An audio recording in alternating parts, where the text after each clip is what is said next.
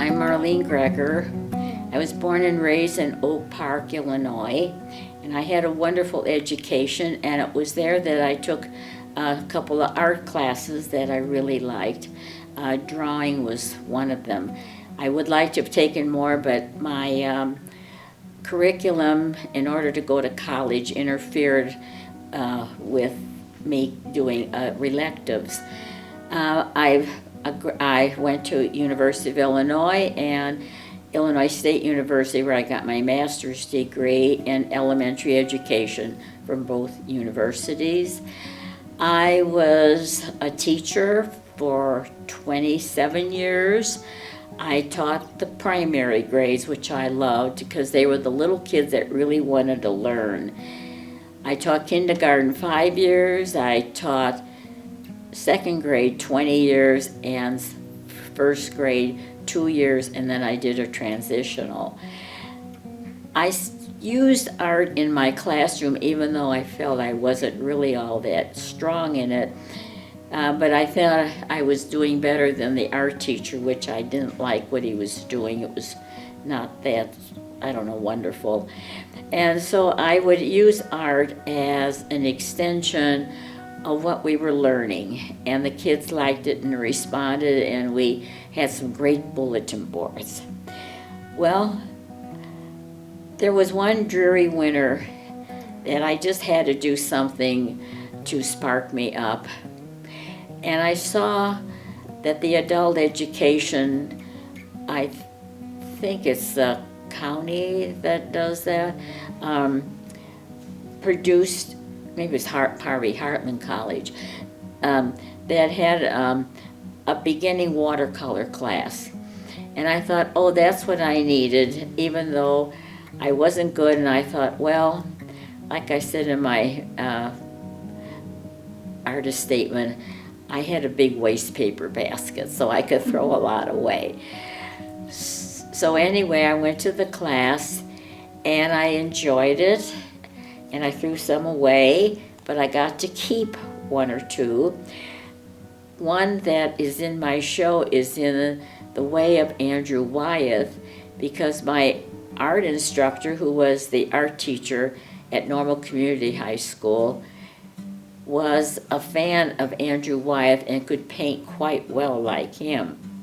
So you're going to see that little painting that has sort of a Wyeth feel to it. Well, I had sort of not a relapse, but sort of a vacation from art for a while until I met Gregor. And I was so lucky, and it was a wonderful life. And he took me under his wing in a way, and I sat in his first watercolor class as a retiree, an early retiree from my job, and I was terrible. And I just threw so many away, and he said, well, there's a saying, you throw away your first 1,000. So I thought, well, I'm well on my way. So anyway, I decided I really needed to learn to draw. And so I enrolled in ISU, and I took drawing first of all from Lyle Somley, and then Richard Finch, and then Harold Boyd. And I learned a lot on all of those different venues, enough that I went back to Harold's watercolor class, and in 1994, I produced what I call my vintage year of watercolor, because I did quite well, and I was one of the little better students, believe it or not, even though Harold maybe didn't want to admit to that, because he was a little slow in always praising my watercolors. He would say, Marlene, stand up tall, hold the brush upright, and he says, you gotta wait between the layers and keep your brush wet.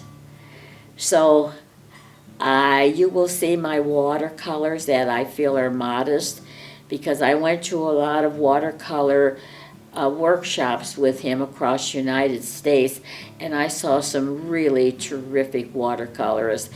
So whenever I was in the class, I was in the back row and I was coloring over my watercolors because they weren't near as good as the rest of the class, but people were kind to me. And anyway, I was doing it and I was learning. And so some of those might be in the show, I think. So anyway, I am trying to pursue, even after Harold's gone, my watercolors. And I've only done a few since he's been gone because I've been off doing so many other things with the estate and whatever. But I do need to go back and keep my brush wet. When I was in his watercolor class, he presented different ways of presenting the watercolor. And one was the English method Turner used.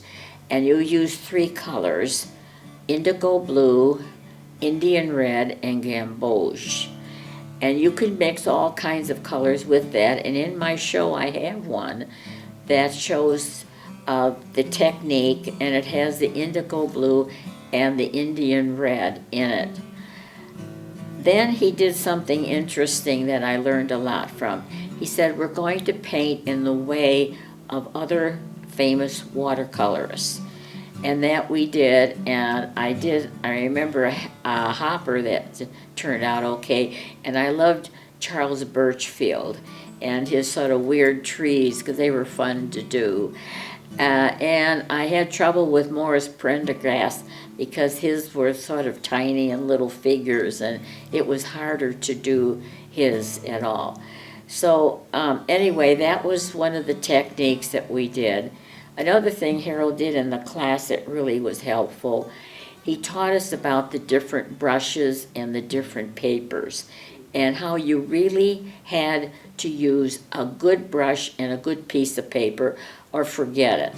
And he says, even as a student, you don't go buy the student stuff. Why waste your money? It's best you have 1 or 2 or 3 really good brushes than 6 or 8 of the other kind. So I was always used to painting with a good brush that you could have a nice point on.